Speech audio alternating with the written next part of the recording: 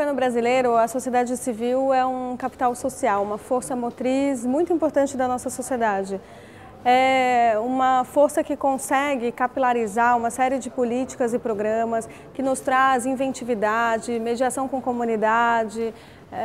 no seu modus operandi tem muita criatividade, mobilização, trabalho em rede. E para um país como o nosso, que tem buscado cada vez mais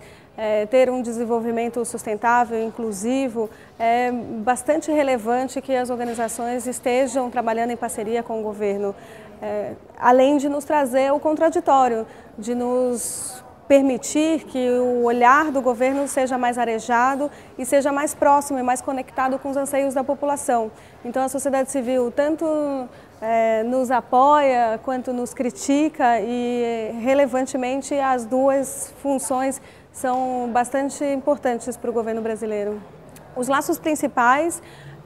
consistem no desejo de transformação e de desenvolvimento de um país que seja mais justo, que tenha menos pobreza e que seja mais sustentável.